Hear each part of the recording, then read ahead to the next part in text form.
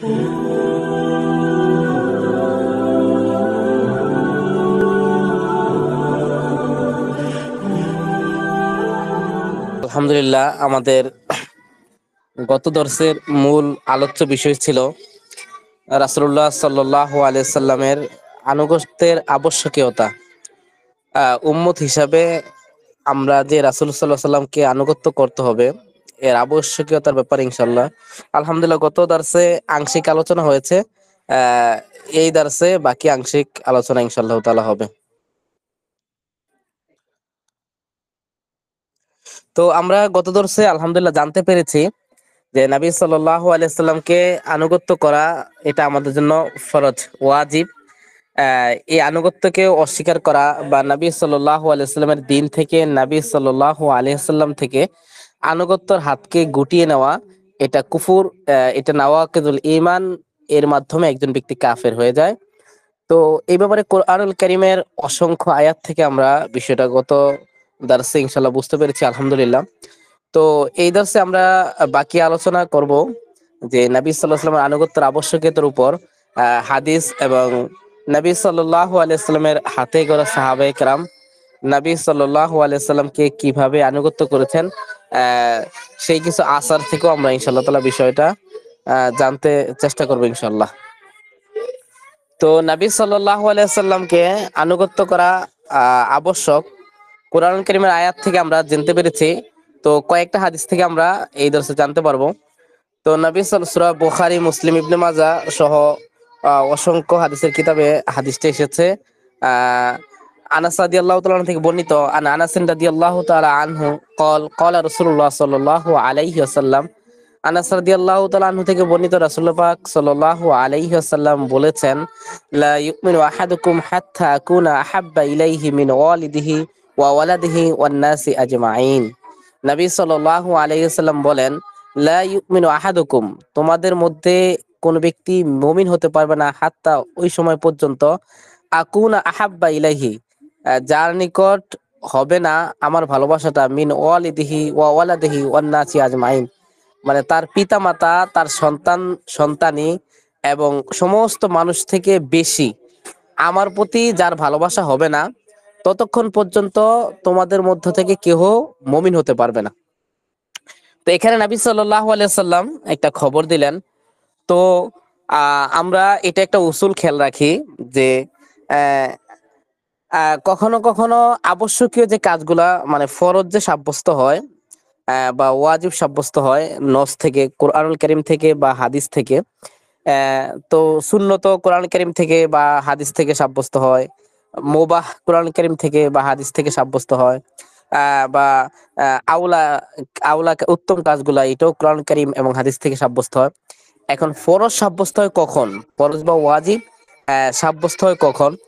তে এটার একটা মূলনীতি হলো নবী সাল্লাল্লাহু আলাইহি ওয়াসাল্লাম বা আল্লাহ পাক রব্বুল আলামিন কোরআনুল কারীমে যখন কোনো খবর দিবেন যে খবরটা হবে আবশ্যকীয় পর্যায়ে, তখন ওই খবরের মাধ্যমে ওই খবরটার মাধ্যমে যদি খবরটার অন্য কোনো দলিল না থাকে ফরজ বা ওয়াজিব সাব্যস্ত হওয়ার, তাহলে ওই খবরের মাধ্যমে ফরজ বা ওয়াজিব সাব্যস্ত হবে। তো আমরা গত দর্শে এটাও জানতে পেরেছি একটা উসুল যে আল্লাহ পাক রব্বুল আলামিন আদেশ সূচক যে কাজগুলা করতে বলবেন এটার বিপরীতটা হয়তো কুফর হবে, নয়তো শিরিক হবে, নয়তো গুনায়ে কাবিরা হবে। তো আল্লাহ নবী সাল্লাল্লাহু আলাইহি সাল্লাম এই হাদিসের মধ্যে বলতেছেন, আমাদেরকে লক্ষ্য করে নবী সাল্লাল্লাহু আলাইহি ওয়াসাল্লাম বলতেছেন যে তোমাদের মধ্য হতে ততক্ষণ পর্যন্ত কেউ প্রকৃত মুমিন হতে পারবে না যতক্ষণ পর্যন্ত তার পিতামাতা, তার সন্তান সন্তাদি, তার এবং সমস্ত মানুষ থেকে আমার ভালোবাসা তার সবচেয়ে বেশি না হবে, ততক্ষণ পর্যন্ত কেউ মুমিন হতে পারবে না। তো এই আয়াতটা খবর হলো আবশ্যকীয়তা বোঝাচ্ছেন।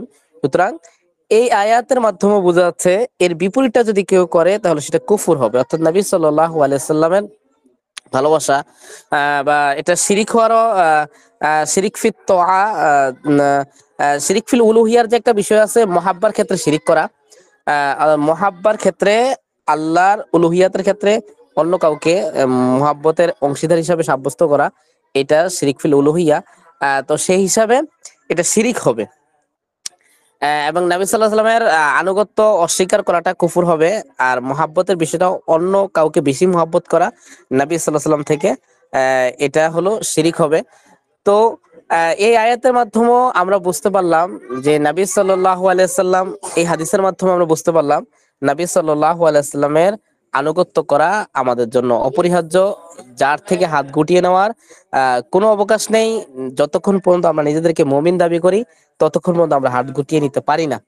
তো নবী সাল্লাল্লাহু আলাইহি সাল্লামের এই হাদিস থেকে আমরা এটা বুঝতে পারলাম। আল্লাহ নবী সাল্লাল্লাহু আলাইহি সাল্লাম অন্য এক হাদিসের মধ্যে বলেন, বুখারী শরীফের হাদিস, আবু হুরায়রা রাদিয়াল্লাহু তাআলা আনহু থেকে বর্ণিত, আন আবি হুরায়রা রাদিয়াল্লাহু তাআলা আনহু قال قال রাসূলুল্লাহ সাল্লাল্লাহু আলাইহি ওয়াসাল্লাম, আবু হুরায়রা রাদিয়াল্লাহু তাআলা আনহু বলেন, রাসূল পাক সাল্লাল্লাহু আলাইহি ওয়াসাল্লাম বলেছেন, কুল্লু উম্মতি ইয়াদখুলুনাল জান্নাহ, যে আমার প্রত্যেকটা উম্মতি জান্নাতে প্রবেশ করবে ইল্লা মান আবা, তবে ওই উম্মতি পারবে না যে আমাকে অস্বীকার করেছে। ইলা, তখন সাহাবায়ে কেরাম জানতে চাইলেন নবী সাল্লাল্লাহু আলাইহি ওয়াসাল্লাম থেকে, ওমান আবা, অর্থাৎ হে রাসূল পাক সাল্লাল্লাহু আলাইহি ওয়াসাল্লাম, সেই অস্বীকারী কে? তখন নবী সাল্লাল্লাহু আলাইহি ওয়াসাল্লাম বলেন, মান আতাআনি দাখালাল জান্নাহ ওয়া মান আসানি ফাকাদ আবা, যে ব্যক্তি আমার আনুগত্য করবে, আমার আনুগত্যকে অপরিহার্য মনে করবে, সে ব্যক্তি জান্নাতে প্রবেশ করে পড়বে। ওমান আসানি ফাকাদ আবা, আর যেই ব্যক্তি আমার অবাধ্যতা করবে সে ব্যক্তি আমাকে অস্বীকারী বলে গণ্য হবে। অর্থাৎ সে ব্যক্তি, নবী সাল্লাম যে প্রথম অংশ বলেছেন, সে জান্নাতে যাবে না, তারাই যারা অস্বীকার করবে, অর্থাৎ সে জান্নাতে যাবে না, অর্থাৎ তার পরিণাম হবে জাহান্নামী হবে, সে জাহান্নামে যাবে। তো নবী সাল্লাল্লাহু আলাইহি সাল্লাম এখানেও খবর দিচ্ছেন, আবশ্যকীয়তার পর্যায়ে খবরটা পড়ছেন। অর্থাৎ নবী সাল্লাল্লাহু আলাইহি সাল্লাম বলতেছেন, নবী সাল্লাল্লাহু আলাইহি সাল্লামকে যারা আনুগত্য করবে তারা জান্নাতি হবে, নবী সাল্লাল্লাহু আলাইহি সাল্লামকে যারা আনুগত্য করবে না তারা জাহান্নামী হবে। তো এই হাদিসও আমাদেরকে বোঝাচ্ছেন যে নবী সাল্লাল্লাহু আলাইহি সাল্লাম আনুগত্যর হাত থেকে, নবী সাল্লাল্লাহু আলাইহি সাল্লামকে আনুগত্য করা থেকে হাত গুটিয়ে নেওয়ার কোনো অবকাশ কোনোভাবেই নেই। কেউ ইমানের দাবি করে, ইমানের উপর আছে এটার দাবি করে, আল্লাহকে রব মেনে জান্নাতে যাওয়ার আশা রেখে নবী সাল্লাল্লাহু আলাইহি সাল্লামের আনুগত্য থেকে হাত গুটিয়ে নিতে কোনো মুমিন কখনোই পারে না। তারপরে আবু দাউদ, তিরমিজি সহ, ইবনে মাজাহ সহ আরো কয়েকটা কিতাবে হাদিসটা এসেছে। আন আবি রফিন রাদিয়াল্লাহু তাআলা আনহু قال, আবু রফি রাদিয়াল্লাহু তাআলা আনহু থেকে বর্ণিত, তিনি বলেন, ক্বালা রাসূলুল্লাহ সাল্লাল্লাহু আলাইহি ওয়াসাল্লাম, রাসূলুল্লাহ সাল্লাল্লাহু আলাইহি ওয়াসাল্লাম বলেছেন, লা উলফিয়ান্না আহাদাকুম মুত্তাকিয়ান আলা আরিকাতিহি ইয়াতিহি আমরুন মিম্মা আমারতু বিহি আও নাহাইতু আনহু। নবী সাল্লাল্লাহু আলাইহি ওয়াসাল্লাম বলতেছেন, আমি যাতে করে লা উলফি আন্না, আমি যাতে করে কাউকে, আহাদাকুম, তোমাদের কাউকে না পাই এমন অবস্থায় যে মুত্তাকিয়ান আলা আরিকাতি, তোমরা চেয়ারের মধ্যে, সোফার মধ্যে ঢেলান দিয়ে বসে থাকবে, এমন অবস্থায় যে ইয়াতিহি আমরুন, আমার কোন নির্দেশ আসবে, মিম্মা আমার তুবি, যেগুলো আমি আদেশ করেছি তোমাদেরকে, এমন কোন নির্দেশ আসবে, আর তো বা আও নাহাই তো আনহু, অথবা যেই বিষয় থেকে আমি তোমাদেরকে নিষেধ করেছি এমন কোন বিষয় আসবে, এমন অবস্থায় তোমরা চেয়ারে বসে আছো। তারপর ফায়াকুলু লা আদ্রি, আর তোমরা বলবে যে আমি এটা জানি না, মা ওয়াজাদনা ফি কিতাবিল্লাহি, আমি, আমার কাজ কি, আমরা যেটা কিতাবের মধ্যে পেয়েছি, ইত্তাবানাহু, আমরা সেটাই অনুসরণ করব, সেটার আনুগত্য করব। অর্থাৎ নবী সাল্লাল্লাহু আলাইহি ওয়াসাল্লাম এই হাদিসের মূল মেসেজ হচ্ছে, নবী বলতেছেন, আমি যেন তোমাদেরকে এত গাফলতির মধ্যে না পাই যে আমার কোনো আদেশ তোমাদের কাছে পৌঁছেছে বা আমার কোনো নিষেধ তোমাদের কাছে পৌঁছেছে, পৌঁছার পরে তোমরা সেটা ভ্রুক্ষেপ না করে তোমরা বললে, না আমরা এটা অনুসরণ করব না, বরং আমরা কোরআনুল কারীমের মধ্যে যা পেয়েছি সেটারই অনুসরণ করব। আমার নবী বলতেছেন, এটা যাতে করে এমন অবস্থা যেন তোমাদেরকে না পাই। তো এই হাদিস থেকেও আমরা বুঝতে পারলাম নবী সাল্লাল্লাহু আলাইহি সাল্লামের আনুগত্যের আবশ্যকীয়তা এবং অপরিহার্যতা। তো এই যে একটা ফিতনা, মানে যেটা তারকুস সুন্নাহ বা তারকুল হাদিস নামে ফিতনা, অর্থাৎ আহলে কোরআন নামে একটা ফিতনা কিন্তু বর্তমানে পুরা বিশ্বের মধ্যে ছড়িয়ে গেছে। তারা নবী সাল্লাল্লাহু আলাইহি সাল্লামের হাদিসগুলোকে এনিয়ে বেনিয়ে বিভিন্ন কুযুক্তি দাঁড় করিয়ে নবী সাল্লাল্লাহু আলাইহি সাল্লামের হাদিসগুলোকে অস্বীকার করতে চায়। আমার নবী সাল্লাল্লাহু আলাইহি ওয়াসাল্লাম আজ থেকে 1400 বছর আগেই বলে গেছেন যে এমন একটা বিষয় হবে এমন একটা দল, এমন একটা গ্রুপ, এমন একটা কিছু সংখ্যক লোক এমন হবে যারা আমার আদেশ, আমার নিষেধ এবং আমার হাদিসগুলো এড়িয়ে কোরআন মানে মানে চটকদার যুক্তির আলোকে, চটকদার কথাবার্তার আলোকে তারা কথা বলবে ভালো, তাদের লক্ষ্য উদ্দেশ্য থাকবে খারাপ, তারা আমার হাদিসগুলাকে, আমার সুন্নাহগুলাকে নিক্ষেপ করবে তাদের এরকম ভাবে আস্থা করে নিক্ষেপ করবে। তো এই যে আহলে কোরআন নামক যে একটা দল, এই দলের ব্যাপারে নবী সাল্লাল্লাহু আলাইহি সাল্লাম বহু আগ থেকে বলে গেছেন যে তারা আমার সুন্নাহর প্রতি ভ্রুক্ষেপ করবে না, তারা আমার আদেশের প্রতি ভ্রুক্ষেপ করবে না, তারা আমার নিষেধের প্রতিও ভ্রুক্ষেপ করবে না। তো আমাদেরকে নবী সাল্লাল্লাহু আলাইহি সাল্লাম এই হাদিস থেকে মেসেজ দিলেন যে আমরা কোনোভাবেই নবী সাল্লাল্লাহু আলাইহি সাল্লামের আনুগত্য থেকে হাত গুটিয়ে নেওয়ার অবকাশ কখনোই আমাদের নেই ইমানের দাবি করে। তো মোটামুটি অসংখ্য আরো অগণিত হাদিস আছে। তো মোটামুটি কয়েকটা হাদিস অতিরিক্ত না পড়ে কয়েকটা হাদিস বললাম, মোটামুটি বিষয়টা ক্লিয়ার হয়েছে আমাদের। তো আমরা কোরআন থেকেও জেনেছি নবী সাল্লাল্লাহু আলাইহি সাল্লামের আনুগত্যের বিষয়টা, হাদিস থেকে আলহামদুলিল্লাহ মোটামুটি জানলাম। এখন আমরা একটু সংক্ষিপ্ত সময়ে, আজকে অন্য দর্শক চলে যাবে ইনশাল্লাহ, সংক্ষিপ্ত সময়ে একটু জানবো যে নবী সাল্লাল্লাহু আলাইহি সাল্লাম এর বিষয়টা যে আল্লাহ পাক রব্বুল আলামিন কোরআনুল কারীমের মধ্যে এত গুরুত্বের সাথে বললেন, আবশ্যকীয়তার ব্যাপারে নবী সাল্লাল্লাহু আলাইহি সাল্লামকে অনুসরণ করা, এবং নবী সাল্লাল্লাহু আলাইহি ওয়াসাল্লাম হাদিসের মধ্যে অসংখ্য জায়গায় নবী সাল্লাল্লাহু আলাইহি ওয়াসাল্লাম আনুগত্যের বিষয়টা আবশ্যকীয়তার সাথে উম্মতকে বলেছেন। সাহাবায়ে কেরাম যারা নবী সাল্লাল্লাহু আলাইহি ওয়াসাল্লামকে দেখেছেন, নবী সাল্লাল্লাহু আলাইহি ওয়াসাল্লামের সাথে থেকেছেন, খেয়েছেন, চলেছেন, ফিরেছেন, তারা এই বিষয়টাকে কিভাবে নিয়েছেন এবং তারা এই বিষয়টার উপর আমল কিভাবে করেছেন, আমরা কয়েকটা আসার থেকে হাদিস থেকে এই বিষয়গুলো আমরা দেখবো ইনশাআল্লাহ তাআলা। তো আয়েশা রাদিয়াল্লাহু তাআলা থেকে বর্ণিত হাদিস, আন আয়েশা রাদিয়াল্লাহু তাআলা ক্বালাত মাররা নবী সাল্লাল্লাহু আলাইহি ওয়াসাল্লাম বি আবি বকর। আয়েশা রাদিয়াল্লাহু তাআলা বলেন নবী সাল্লাল্লাহু আলাইহি ওয়াসাল্লাম আবু বকর রাদিয়াল্লাহু তাআলার কাছ দিয়ে একদা অতিক্রম মানে চলতেছিলেন, যাচ্ছিলেন। ও হুয়া ইয়ালআনু বা'দ রাকীকিহি, এমন অবস্থা যে আবু বকর রাদিয়াল্লাহু তাআলা তার কোন এক গোলামকে অভিশাপ দিচ্ছিলেন। ফালতাফাতা ইলাইহি, তখন নবী সাল্লাল্লাহু আলাইহি সাল্লাম আবু বকর রাদিয়াল্লাহু তাআলার কাছে দৃষ্টি দিলেন, তার দিকে ফিরলেন, দৃষ্টি নিবন্ধন করলেন। ফাকালা, তারপর আবু বকর আল্লাহর নবী সাল্লাল্লাহু আলাইহি সাল্লাম বললেন, লা আনিনা ওয়া সিদ্দিকিনা কাল্লা ওয়া রাব্বিল কাবা। হে আবু বকর সিদ্দিক রাদিয়াল্লাহু তাআলা, কি তুমি সুস্পষ্টভাবে শুনে রাখো যে অভিশপ্তকারী আর সিদ্দিক, আল্লাহর কসম, কাবার কসম করে বলছি, কাবার রবের কসম করে বলছি, অভিশপ্ত আর সিদ্দিক কখনোই একত্রিত হতে পারে না। তার ফাতাকা আবু বকরিন, আল্লাহ নবী সাল্লাল্লাহু আলাইহি সাল্লামের এই ধমক শুনে আবু বকর রাদিয়াল্লাহু তাআলা কোনো প্রকার চিন্তা ফিকির বাদ দিয়েই, চিন্তা ফিকির করা ছাড়াই, ফাতাকা আবু বকরিন ইয়াউমাইদিন বাদ রাকিহি, তখন ফাতাকা, তখন আবু বকর রাদিয়াল্লাহু তাআলা আনহু আজাদ করে দিলেন বাদ রাকিহি, ওই একটা গোলামকে তখন আজাদ করে দিলেন। সুম্মা জা ইলা নবী সাল্লাল্লাহু আলাইহি সাল্লাম, তখন নবী সাল্লাল্লাহু আলাইহি সাল্লামের কাছে আসলেন। অকল লা আউদু, তখন বললেন, হে আল্লাহর নবী সাল্লাল্লাহু আলাইহি সাল্লাম, আমার যেই আমলে কাবিহা, আমার যেই খারাপ আমল আমার থেকে প্রকাশিত হয়েছে, আমি আর মৃত্যু পর্যন্ত সেই আমলের পুনরাবৃত্তি আর করব না। তো এই হাদিস থেকে আমরা যেটা বুঝতে পারলাম, আবু বকর রাদিয়াল্লাহু তাআলা আনহু আহ, একটা খারাপ কাজ করতেছিলেন, একটু মন্দ কাজ, যেটা মানুষ হিসেবে অনেক সময় হয়ে যেতে পারে মানুষ থেকে। তো আল্লাহ নবী সাল্লাল্লাহু আলাইহি সাল্লাম সেই কাজের উপর সতর্ক করলেন। সতর্ক করার পরে আবু বকর রাদিয়াল্লাহু কোনো চিন্তা ফিকির করা ছাড়াই সে একটা ভালো কাজ করে খারাপ কাজের বদলা দিয়ে দিলেন, এবং নবী সাল্লাল্লাহু আলাইহি ওয়াসাল্লামের কাছে অঙ্গীকার করলেন, হে নবী, আপনি আমাকে নিষেধ করেছেন, আপনি আমাকে ধমক দিয়েছেন, আপনার ভালোবাসা আমার প্রতি এত বেশি, আপনার আদেশের গুরুত্ব আমার কাছে এত বেশি, হে নবী, আমি আর মৃত্যু পর্যন্ত লা আউদু, আমি এই কাজকে আর কখনোই পুনরাবৃত্তি করব না।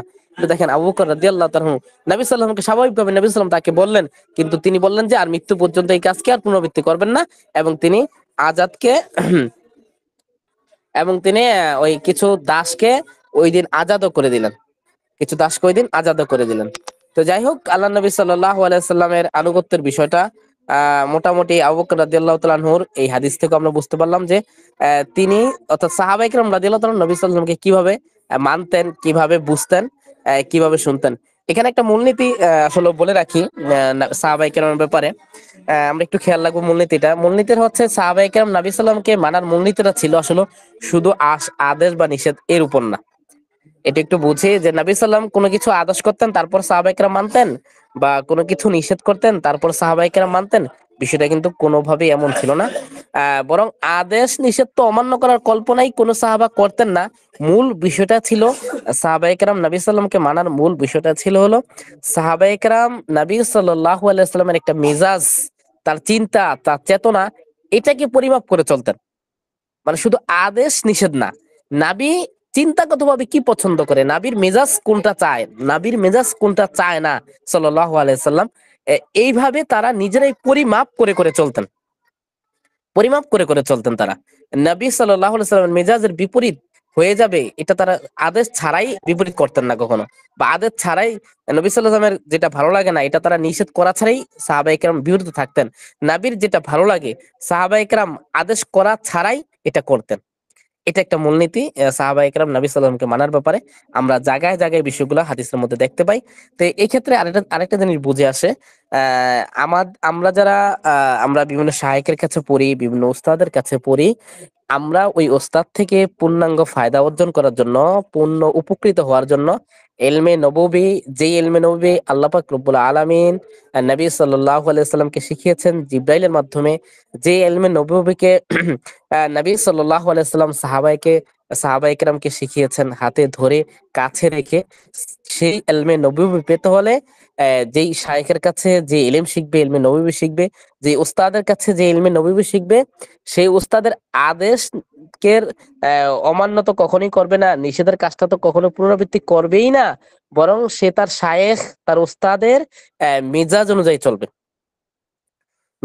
মিজাজের বিপরীত করবে না। তার ওস্তাদ যেটা, একজন মানুষ, একটা ছাত্র তার ওস্তাদের সাথে চলতে চলতে দীর্ঘদিন একটা অবস্থা হয়ে যায়, তার সবকিছু বুঝে কোনটা করলে ওস্তাদ ভালো লাগে, কোনটা করলে ওস্তাদের কাছে ভালো লাগে না, কোন জিনিসটা ওস্তাদ পছন্দ করে, কোন জিনিসটা ওস্তাদ পছন্দ করে না, ওস্তাদের চিন্তা চেতনাটা কেমন, এটা কিন্তু একটা ছাত্র মোটামুটি থাকার মাধ্যমে অর্জিত হয়ে যায়।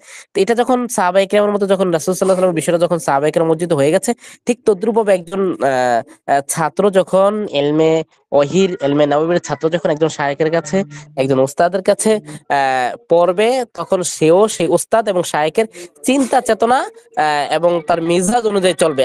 আদেশের অমান্য তো করবেই না, নিষেধের কাজটা তো করবেই না, বরং চিন্তা অনুযায়ী চলবে। তো এইভাবে যখন একটা ছাত্র ওস্তাদকে মানবে, তখন আল্লাহ পাক রব্বুল আলামিন কুদরতি ভাবে তার অন্তরের মধ্যে ইলমের নূর দেওয়া শুরু করবেন। এই জন্য আমরা এই বিষয়গুলো ইনশাআল্লাহ খেয়াল করি।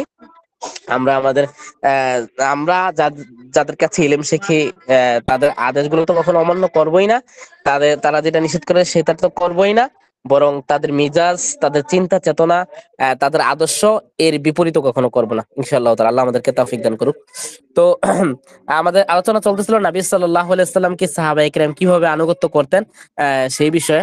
তো এই বিষয়ে আন আবি মাসউদ আনসারী রাদিয়াল্লাহু তাআলা আনহু, আবু মাসউদ আনসারী রাদিয়াল্লাহু তাআলা থেকে একটি আসার বর্ণিত, তিনি বলেন কল আবু মাসউদ আনসারী বলেন, কুনতু আদরিবু গোলামান লি, আমি আমার এক গোলামকে মারতেছিলাম, ফাসামিতু মিন খালফি সাওতান, আমি মারা অবস্থায় আমার পিছন থেকে একটা আওয়াজ শুনতে পেলাম, একটা আওয়াজ শুনতে পেলাম, যে আওয়াজটা কি, এ আলাম আবা মাসউদ, যে একজন বলতেছেন, জেনে রাখো হে আবু মাসউদ, লাল্লাহু আকদারু আলাইকা মিনকা আলাইহি, তুমি জেনে রাখো তুমি যার প্রতি মানে এই যে বকাবকি করতেছ, তুমি তার প্রতি যতটুকু শক্তিধর, তোমার রব তোমার প্রতি এর চাইতে বেশি শক্তিধর, তোমার রব তোমার প্রতি এর চাইতে বেশি শক্তিধর।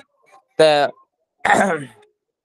তা আবু মাসুদ আনসারী বলেন, ফালতাফাত্তু, অতঃপর এই আওয়াজ শুনে আমি একটু তাকালাম, ফিরে তাকালাম, ফিরে তাকিয়ে ফাইদা হুয়া রাসূলুল্লাহ সাল্লাল্লাহু আলাইহি ওয়াসাল্লাম, আমি দেখলাম যে আরে এ তো রাসূল সাল্লাল্লাহু আলাইহি ওয়াসাল্লাম। ফাকুলতু ইয়া রাসূলুল্লাহ, তখন আবু মাসুদ আনসারী বলেন, আমি বললাম, ওয়া হুররুন লিওয়াজহিল্লাহি, হে আল্লাহর রাসূল, আল্লাহর কসম, আল্লাহর জন্যই এই গোলামকে আমি আজাদ করে দিলাম, আল্লাহর জন্য, আল্লাহর সন্তুষ্টির জন্যই আমি এই গোলামকে আজাদ করে দিলাম। তখন আল্লাহ রাসূল সাল্লাল্লাহু আলাইহি সাল্লাম বলেন, ফাকালা আমা লাউ লাম তাফআল, তুমি যদি এই কাজটা না করতে, লালা ফাতাহাত কান নারু আও লামাসাত কান নারু, তোমাকে, তোমার জন্য হয়তো জাহান্নামটা উন্মুক্ত হয়ে যেত, বা জাহান্নামের আগুন তোমাকে স্পর্শ করে ফেলতো। তো এই যে এখানেও নবী সাল্লাল্লাহু আলাইহি সাল্লাম এক সাহাবার একটা আমলের প্রতি ধমক দিচ্ছিলেন। তো ওই সাহাবা সাথে সাথে নিজেকে শুধরিয়ে নিচ্ছেন এবং আরেকটা ভালো কাজ করে ফেলছেন। তো এখানে কয়েকটা বিষয় জানা যায় এই হাদিস থেকে। একটা তো হলো নবী সাল্লাল্লাহু আলাইহি সাল্লামের আনুগত্যের আবশ্যকীয়তা। দুই নম্বর আরেকটা বিষয় হচ্ছে, একটা বদ আমল যদি কারো মাধ্যমে কখনো হয়ে যায়, তখন ওই আমলের একটা কাফারা আদায় করতে হয়। ওই বদ আমলে একটা কাফারা আদায় করতে হয়। তো কাফারা আদায় করবে কিভাবে, যেটা এই হাদিসের মধ্যে এবং আগের হাদিসটা তো গিয়েছে আমাদের, কাফারা আদায় করবে আরেকটা ভালো কাজ সাথে সাথে করে ফেলবে। অর্থাৎ আমাদের মধ্য থেকে কারো যদি কখনো কোন একটা বদ আমল হয়ে যায়, মানুষ হিসাবে হতে পারে, যেটা সাহাবাদের থেকে যদি হতে পারে, মানে মানুষ হিসাবে, তাহলে আমাদের থেকেও হতে পারে। তো আমাদের থেকে যদি হয়ে যায়, তাহলে সেটা আমাদের কি করতে হবে, এই হাদিস আমাদেরকে বোঝাচ্ছে যে আমাদেরকে অনুতপ্ত হতে হবে, এক নাম্বার কথা। দুই নাম্বার, সাথে সাথে আরেকটা ভালো কাজ করে ওই খারাপ কাজের কাফারাটা আদায় করে নিতে হবে। তো আল্লাহ তাআলা আমাদেরকে, আমরা যখন যদি কোনো, আমরা তো চেষ্টা করব সব ধরনের খারাপ কাজ থেকে বিরত থাকার জন্য। তারপরও যদি কখনো শয়তানের ধোকায় পরে কোনো খারাপ কাজ হয়ে যায়, প্রথম আমরা অনুতপ্ত হব, আল্লাহর কাছে তওবা করব, দ্বিতীয়ত সাথে সাথে আরেকটা ভালো কাজ করে ফেলবো। তো আল্লাহ নবী সাল্লাল্লাহু আলাইহি ওয়াসাল্লাম আনাস রাদিয়াল্লাহু তাআলা থেকে আরেকটি রিওয়ায়াত বর্ণিত, আন আনাস রাদিয়াল্লাহু তাআলা আনহু আন্না ইয়াতান দাআন নবী সাল্লাল্লাহু আলাইহি ওয়াসাল্লাম বিতুআমিন। আনাস রাদিয়াল্লাহু তাআলা বলেন যে কোন এক দর্জি নবী সাল্লাল্লাহু আলাইহি ওয়াসাল্লামকে খাবারের দাওয়াত দিলেন, খাবার খাওয়ার জন্য দাওয়াত দিলেন। সনাআহু, যে খাবারটা ওই দর্জি নিজেই তৈরি করেছেন। ফাযহাবতু মা'আন নবী সাল্লাল্লাহু আলাইহি ওয়াসাল্লাম। আনাস রাদিয়াল্লাহু তাআলা বলেন যে আমি নবী সাল্লাল্লাহু আলাইহি ওয়াসাল্লামের সাথে গেলাম ওই দাওয়াতে। ফাকাররাবা খুবজা শাইরিন, অতঃপর নবী সাল্লাল্লাহু আলাইহি ওয়াসাল্লামের কাছে জবের রুটি নিকটবর্তী করা হলো, দেওয়া হলো। নবী সাল্লামকে জবের রুটি দেওয়া হলো। ও মারাকান, এবং ঝোল দেওয়া হলো, যে ঝোলের মধ্যে দুব্বা ও কদিদুন, কদু এবং আহ, এবং গোস্তের শুটকি ছিল, কদু এবং গোস্তের শুটকি ছিল। ফারওয়াইতুন নবী সাল্লাল্লাহু আলাইহি ওয়াসাল্লাম, আনাস রাদিয়াল্লাহু তাআলা বলেন আমি নবী সাল্লাল্লাহু আলাইহি ওয়াসাল্লামকে দেখতে পেলাম ইয়াতা তাব্বাউ দুব্বা, যে নবী সাল্লাল্লাহু আলাইহি সাল্লাম বেছে বেছে কদুগুলা খাচ্ছেন, মিন হাওয়ালাইল কসা, যে পাত্রের আশেপাশ থেকে, পাত্রের আশপাশ থেকে কদুগুলো বেছে বেছে খাচ্ছেন। দেখেন আনাস রাদিয়াল্লাহু তাআলা পরবর্তী বলতেছেন নবী সাল্লাম তাকে বলেন নাই যে তুমি কদু খাও বা তুমি কদু খেও না, কদু খুব ভালো, এমন কিছু বলেন না। নবী সাল্লাল্লাহু আলাইহি সাল্লামের এই কাজটা দেখে আনাস রাদিয়াল্লাহু তাআলা বলেন ফালাম আযাল উহিব্বুদ দুব্বা বাদা ইয়াউমা ইযিন। আমি আনাস রাদিয়াল্লাহু বলেন এর পরের থেকে আমার, মানে কখনোই আমার থেকে এই কদুর ভালোবাসাটা যায় নাই, মানে এর পরের থেকে সবসময় আমি কদুকেই অধিক ভালোবাসতেছিলাম কদুকে আমি। তো আনাস রাদিয়াল্লাহু তাআলা আনহু নবী সাল্লাল্লাহু আলাইহি ওয়াসাল্লাম কাজটা শুধু করতে দেখেছেন, নবী সাল্লাল্লাহু তাকে বলেনও নাই। তার মানে এই যে মিজাজ, দেখেন এই হাদিস থেকে বোঝা যায় যে সাহাবায়ে কেরাম নবীর আদেশ নিষেধের উপর মানে শুধু নির্ভর করতেন না। নবীর মেজাজটা ছিল সাহাবায়ে কেরামের মৌলিক একটা বিষয়। নবীর মেজাজের যেমন সাহাবায়ে কেরাম তেমন হয়ে যেতেন। নবী একটা জিনিস ভালো লেগেছে, বুঝতে পেরেছেন সাহাবায়ে কেরাম, তার কাছেও সেটা ভালো লেগে যেত। তার কাছে এটা ভালো লেগে যেত, ভালো লাগতো, আন্তরিক ভাবেই ভালো লাগতো, একবার মৃত্যু পর্যন্ত ভালো লাগতো। শুধু ভালো লাগতো ওই সময় পর্যন্ত না যে শুধু মজলিসে ছিল। তো এই হাদিস থেকেও বুঝতে পারলাম সাহাবায়ে কেরাম রাদিয়াল্লাহু তাআলা আনহু নবী সাল্লামকে আবশ্যকীয় ভাবে কিভাবে অনুসরণ করেছেন, এবং নবী সাল্লাল্লাহু আলাইহি সাল্লামের আনুগত্যের বিষয়টা শুধু আদেশ বা নিষেধের উপর নির্ভরশীল ছিল না, তার মিজাজ অনুযায়ী, নবী সাল্লামের মিজাজ অনুযায়ী সাহাবায়ে কেরাম চলতেন। নবী সাল্লাল্লাহু আলাইহি সাল্লামের আনুগত্যের আবশ্যকীয়তার ব্যাপারে আহ মুসলিম মুসলিম সহ অন্য কয়েকটা হাদিসের কিতাবে রেওয়ায়তটা এসেছে আব্বাস রাদিয়াল্লাহু তাআলা আনহু থেকে। আব্বাস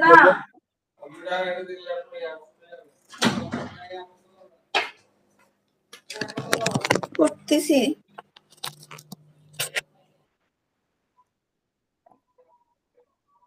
আব্বাস রাদিয়াল্লাহু তাআলা আনহু বলেন আন্না রাসূলুল্লাহ সাল্লাল্লাহু আলাইহি ওয়াসাল্লাম, রাসূল পাক সাল্লাল্লাহু আলাইহি ওয়াসাল্লাম রাআ খাতামান মিন যাহাবিন ফি ইয়াদি রাজুলিন, কোন এক ব্যক্তির হাতে একটি আংটি দেখলেন, স্বর্ণের একটি আংটি দেখলেন। আব্বাস রাদিয়াল্লাহু তাআলা আনহু বলেন যে নবী সাল্লাল্লাহু আলাইহি ওয়াসাল্লাম কোন একজন লোকের কাছে স্বর্ণের আংটি দেখলেন তার হাতে।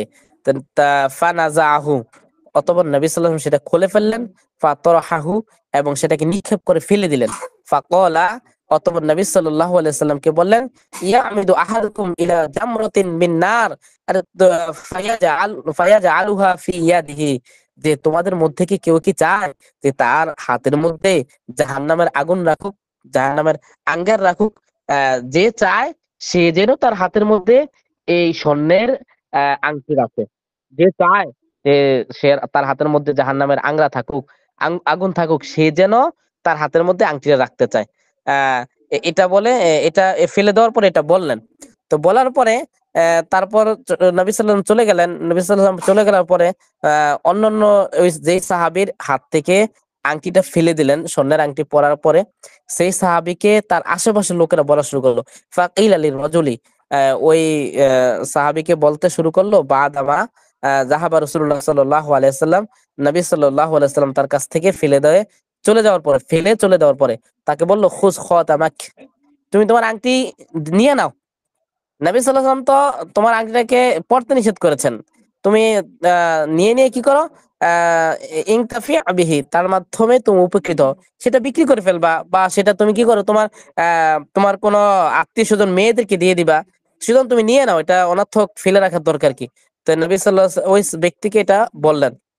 তারপর ওই সাহাবী বলেন, লা ওয়াল্লাহি লা আখুযুহু আবাদান, আল্লাহর কসম করে বলছি আমি কখনোই নবী সাল্লাল্লাহু আলাইহি ওয়াসাল্লাম যেটা আমার হাত থেকে ফেলে দিয়েছেন এমন জিনিস আমি কখনোই নিব না, আমি কখনোই নিব না।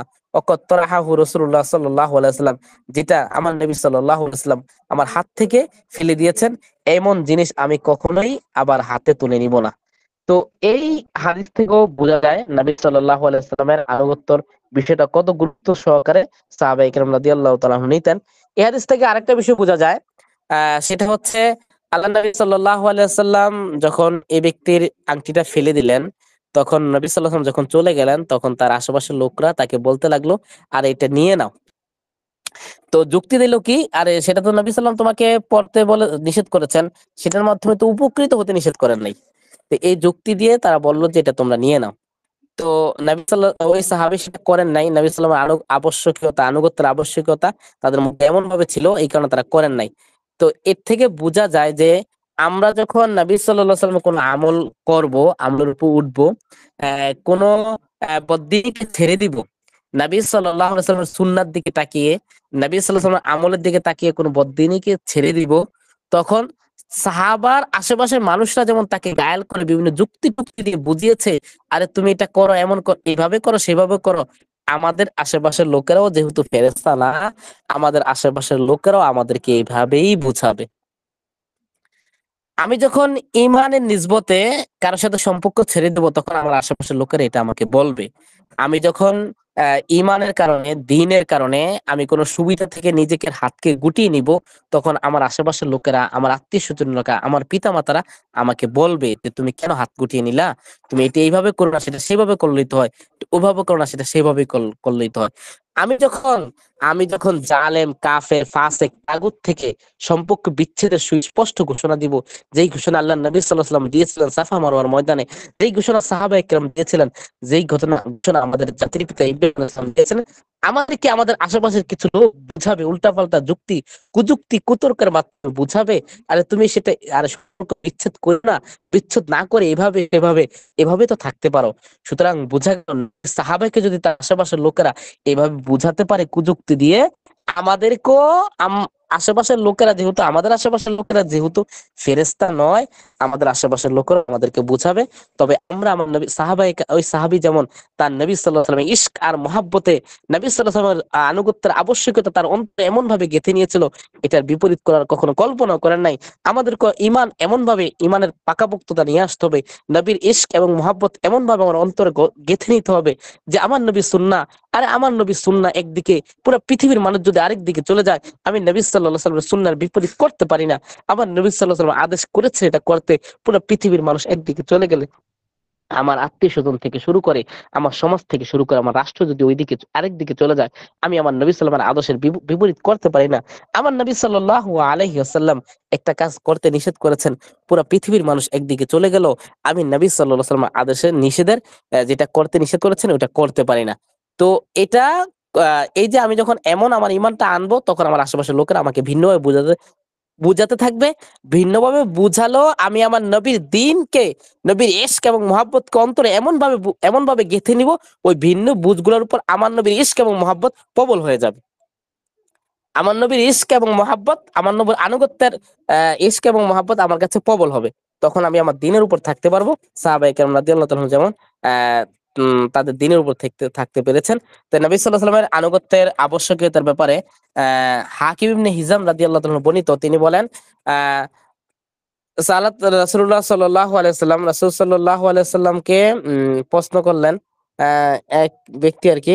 তো ফাআতানি, তিনি সুম্মা সাআলতুহু ফাআতানি, যে তিনি বলেন যে রাসূল সাল্লাল্লাহু তিনি প্রশ্ন করলেন, যে প্রশ্ন করার মানে কি, চাইলেন কিছু, চাও প্রশ্ন করা মানে এখানে পাস চাওয়া আর কি, মানে কিছু চাইলেন, তার প্রয়োজন হয়েছে, টাকা পয়সা বা অন্য কিছু একটা চেয়েছেন। তখন নবী সাল্লাম তিনি বলেন যে নবী সাল্লাম আমাকে দিলেন, ফাআতানি, তিনি আমাকে দিলেন। সুম্মা সাআলতু, অতঃপর আমি আবার চাইলাম নবী সাল্লামের কাছে, ফাআতানি, নবী সাল্লাম আমাকে আবার দিলেন। ফাকালা লি, অতঃপর আমাকে বললেন, ইয়া হাকিম, হে হাকিম, ইন্না হাযাল মালা খদিরুন, যে হে হুলউন, হে হাকিম, এই দুনিয়ার মালগুলা হচ্ছে সবুজ শ্যামল এবং মিষ্টি। ফামান আখাযাহু বিসাখাওয়াতি নাফসিন, যে ব্যক্তি এগুলা লোভ ছাড়া গ্রহণ করে, বুরিকা লাহু ফিহি, তার ওই মালের মধ্যে বরকত দেওয়া হয়। ওমান আখাযাহু বিইসরাফি নাফসিন, আর যে ব্যক্তি মালগুলাকে গ্রহণ করে লোভ সহ, দুনিয়ার লোভের সাথে, লাম ইউবারাক লাহু ফিহি, তখন সেই মালের মধ্যে বরকত দেওয়া হয় না। এবং তার মালগুলা এমন অবস্থা হয়, ওয়া কানা কাল্লাযী ইয়াকুলু ওয়া লা ইয়াশবাউ, সে এমন হয় যে সে খেলেও কিন্তু পরিতৃপ্ত হলো না। ওয়া কানা, সে ওই ব্যক্তির মত ন্যায় হয়ে যায়, কাল্লাযী, ওই ব্যক্তির ন্যায়, ইয়াকুলু, সে খেলো, ওয়া লা ইয়াশবাউ, কিন্তু সে পরিতৃপ্ত হলো না। নবী সাল্লাল্লাহু আলাইহি ওয়াসাল্লাম সর্বশেষ বলতেছেন, আল ইয়াদুল উলিয়া খায়রুম মিন ইয়াদিস সুফলা, জেনে রাখো, হে হে যে তুমি জেনে রাখো, উপরের হাতটা কিন্তু নিচের হাত থেকে উত্তম। আল ইয়াদুল উলিয়া, উপরের হাতটা কিন্তু খয়রুম, উত্তম, মিন ইয়াদিস সুফলা, নিচের হাত থেকে। তো এই হাদিস থেকে অনেকগুলো বিষয় বোঝা যায়। এক নম্বর যেটা বোঝা যায়, নবী সাল্লাল্লাহু আলাইহি ওয়াসাল্লামের নবী সাল্লাল্লাহু আলাইহি ওয়াসাল্লাম সাহাবায়ে কেরাম কিভাবে নবী সাল্লামকে আনুগত্য করতেন, এই বিষয়টা ফুটে এসেছে এই হাদিসের মধ্যে।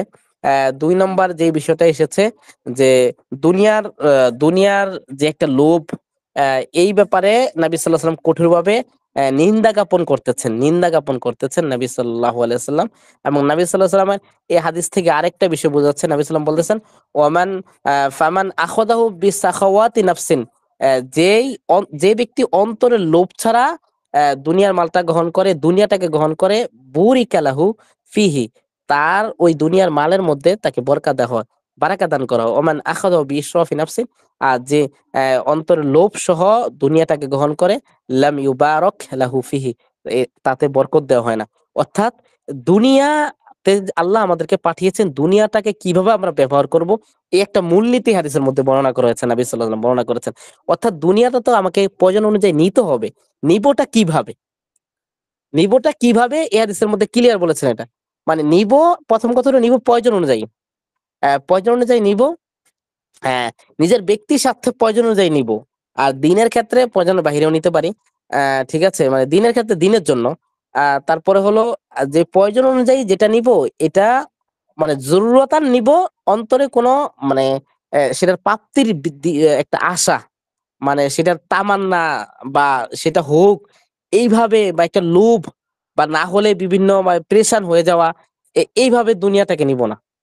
যদি এইভাবে যদি কেউ দুনিয়া নেয়, আল্লাহ তাআলা যদি কেউ কাউকে দুনিয়ার লোভ ছাড়া দুনিয়া দিয়ে দেন, দুনিয়া তার আয়ত্তে আসে, আল্লাহ তাকে বারাকা দান করবেন। আর যে ব্যক্তি লোভ সহ দুনিয়া আসে, দুনিয়ার মাল আসে, তার অনেক মাল হতে পারে কিন্তু বারাকা দিবেন না। তো বারাকা যখন না দিবেন, অনেক মালগুলো তার জন্য গজব, দুনিয়ার গজব হিসেবেই পরিণত হবে, আখিরাতেও তো গজব হবেই। তো এই আয়াত থেকে, এই হাদিস থেকে আমরা ক্লিয়ার বুঝলাম দুনিয়াটাকে গ্রহণ করা একটা মূলনীতি আল্লাহ নবী সাল্লাল্লাহু আলাইহি ওয়াসাল্লাম বলেছেন এই হাদিসের মধ্যে। তো আমরা দুনিয়াকে এইভাবে গ্রহণ করব, যে আমাদের প্রয়োজন অনুযায়ী নিব, প্রথম কথা হলো। দুই নাম্বার কথা হলো, যে যতটুকুই নেই অতটুকু লোভ আসতে পারবে না। মানে বিলাসিতা এবং চাহিদা, মনের চাহিদা না, মনের চাহিদা এবং নিজেদের বিলাসিতার জন্য দুনিয়াকে নিব না। নিজের নফসে খায়েশাত, নিজের প্রবৃত্তি অনুসরণের জন্য দুনিয়াকে নিব না। দুনিয়াকে নিব প্রয়োজন অনুযায়ী, বিলাসিতা নিজের প্রবৃত্তির অনুসরণ করা ছাড়া। যে বিলাসিতা করার জন্য দুনিয়া নেয়, সে দুনিয়া লোভসহ নিল। যে ব্যক্তি প্রবর্তন অনুসরণ করে দুনিয়া নেয়, সে লোভ সহ নিল, তো তার দুনিয়াতে আল্লাহ তাআলা বারাকা দিবেন না। নবী সাল্লাল্লাহু আলাইহি ওয়াসাল্লাম বলতেছেন, তার দুনিয়া হলো মাত্র দুনিয়া পেলো কিন্তু পরিতৃপ্ত হলো না। অর্থাৎ এই ব্যক্তি দুনিয়া দ্বারা কখনো পরিতৃপ্ত হবে না। কারণটা কি? কেউ যখন লোভসহ দুনিয়া নেয়, তখন তার দুনিয়ার মাধ্যমে তার তৃপ্তি কখনো যায় না, আরো বাড়ে। দুনিয়ার মধ্যে কেউ যদি লোভসহ দুনিয়া নেয়, একটা কোম্পানি হলে আরেকটা কোম্পানির মালিক হতে চায়, দুইটা কোম্পানি হলে আরেকটা কোম্পানির মালিক হতে চায়, এরকম বাড়তেই থাকে। কেউ যদি নিজের নফসের প্রবৃত্তির অনুসরণ করে লোভসহ দুনিয়ার দুনিয়াটা নেয়, তখন তার দুনিয়ার চাহিদা এত বাড়তেই থাকে। আর যদি কেউ এমনি দুনিয়া তার কাছে এসে পড়ে, এসে এসে পড়ার পরে প্রয়োজন মনে করে, প্রয়োজন অনুযায়ী নেয়, অল্প কিছু বিলাসিতা হয়ে যায় এই পরিমাণ না, তখন তার ওই যে লোভটা আর আসে না, অর্থাৎ চাহিদা আসে না। চাহিদা না আসার কারণে সে যেই পরিমাণ আছে ওই পরিমাণ উপর সন্তুষ্ট থাকে। আরো হতে হবে, আরো হতে হবে, আরো হতে হবে, এমন একটা চিন্তা তার মধ্যে ঢুকে না। তো নবী সাল্লাল্লাহু আলাইহি সাল্লাম সর্বশেষ আরো এই হাদিসের মধ্যে বলে দিলেন যে দেখো, দুনিয়ার ক্ষেত্রে তো আসলে মানুষ অনেক ভাবে থাকে, গরিব, গরিব, বড় লোক, একটু ধনী মিলে জেলে। তবে দেখো, গরিব হলেও কিন্তু অন্যের কাছে চাওয়া জিনিসটা ভালো না। যেটা হাদিসের শেষ অংশ দ্বারা নবী সাল্লাম বলে দিলেন, ওয়ালিয়াদুল ওলিয়া খায়রুম মিন ইয়াদিস সুফলা, যে আহ, আহ, আহ, আলিয়াদুল ওলিয়া, উপরের হাত, খায়রুম মিন ইয়াদিস সুফলা, নিচের হাত থেকে। অর্থাৎ যে দেয় তার হাতটা উপরে থাকে, যে নেয় সে তার হাতটা নিচে থাকে। এই জন্য যে দেয় সে হলো উত্তম, যে নেয় সে হলো অনুত্তম। এর থেকে এটা বুঝলেন, দেখা শুনো দুনিয়ার মধ্যে চাওয়া চাওয়ি বিষয় না, দুনিয়া সবর করবা, ধৈর্য ধারণ করবা। আল্লাহ তোমাকে দিলেও তুমি ঠিক আছো বলবা, না দিলেও বলবা, ধৈর্য ধারণ করবা জান্নাতে পাওয়ার জন্য, জান্নাতে পাওয়ার আশায়। এই হাদিস থেকে এটাও বোঝা যায়। এই হাদিস থেকে আরেকটা বোঝা যায়, নবী সাল্লাল্লাহু আলাইহি ওয়াসাল্লাম এই সাহাবীকে দেখেন, আমরা যখন আমাদের অধীনস্থ কেউ অন্যায় অপরাধ করে তাকে কিভাবে ঝাড়ি, মানে বকাবকি বা বিভিন্ন ভাবে গায়াল করে কথা বলি। নবী সাল্লাল্লাহু আলাইহি ওয়াসাল্লাম এই কাজটা, নবী সাহাবীর এই কাজটা নবী সাল্লাল্লাহু আলাইহি ওয়াসাল্লামের পছন্দ হয় নাই। পছন্দ না হওয়ার পরে নবী কিভাবে তাকে তারবিয়ত দিচ্ছেন, কিভাবে একের পরে মানে এক থেকে একটা স্তরে স্তরে স্তরে স্তরে লাস্টে এনে বলতেন রিয়াদুল ওলিয়াদুল মিন ইয়াদিস সুফলা, এটা লাস্টে এসে বলতে। ঠিক আছে? তো এই যে এটা বলার পরে বলতেছেন, কলা হাকিম ফাকুলতু ইয়া রাসূলুল্লাহ, রাসূল বললেন, এই বাসকা বিল হাক্কি, আল যেই ওই রবের কসম করে বলতেছে, যেই রব আপনাকে হক সহ পাঠিয়েছে, লা আরসাউ বাদাকা সাইয়ান হাত্তা উফারিকুদ দুনিয়া, আমি আর কখনো এই দুনিয়া থেকে ফারেক হওয়ার আগ পর্যন্ত কারো কাছে কিছু চাইবো না। দেখেন নবী সাল্লাম তাকে নাসিহা করলেন, তারবিয়া করলেন। তারবিয়া করার পরে নবী সাল্লামের আদেশটা, তারবিয়তটা তার অন্তরে এমন ভাবে গেঁথে গেল যে সে বলতেছে, আমি আর মৃত্যু পর্যন্ত, হে নবী, আমি আর কারো কাছে কিছু চাবো না, কারো কাছে কিছু চাবো না। তো এই হাদিস থেকে অনেক অনেকগুলো কিছু বিষয় বোঝা গেল। এই হাদিসের ব্যাপারে আরেকটু কথা বলতে হয়, সেটা হচ্ছে এখানে যে চাওয়ার একটা বিষয় বলা হয়েছে, যে এই চাওয়াটা আসলে অনেক ক্ষেত্রে আহ, নির্দিষ্ট ব্যক্তির জন্য বৈধ করেছেন আল্লাহ, এটা কখনো আফজল না, উত্তম না। চাওয়ার কাজটা কখনোই উত্তম না, চাওয়ার কাজটা ফাজিলতের না। চাওয়ার কাজটা, কোরআন কারীমের কোথাও চাওয়ার ব্যাপারে ফাজিলত আসে নাই। তো চাওয়ার কাজটা ফজিলতের কাজ না, তারপরেও জরুরতান হিসাবে নির্দিষ্ট কিছু ব্যক্তির জন্য আল্লাহ তাআলা চাওয়াটাকে বৈধ করেছেন। সেই হিসাবে চাইতে পারবে কোন মানুষ, এই ব্যাপারে কি পরিমাণ সম্পদ থাকলে বা কি পরিমাণ কি অবস্থা চাইতে পারবে, এটা নিয়ে মোটামুটি আমাদের ইমামদের মধ্যে, ইমাম আবু হানিফা, শাফি, মালিক, এদের মধ্যে মোটামুটি একটা ইখতিলাফ আছে, কি পরিমাণ চেতে পারবে। ঠিক আছে?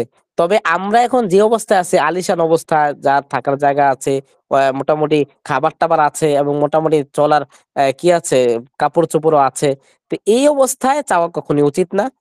তারপরে এটা হলো 1 নম্বর কথা। 2 নম্বর একটা বিষয় হচ্ছে, আমি এমন ভাবে চাইতে পারবো না, যেইভাবে চেলে আমার দিন, মানে কি হয়, দিনের প্রতি মানুষ, আহ মানে দিনটাকে মানুষ নগণ্য, তুচ্ছ করা হয়, তুচ্ছ ভাবে, এমন ভাবে দিনের ক্ষেত্রে আমি কিছু চাইতে পারবো না।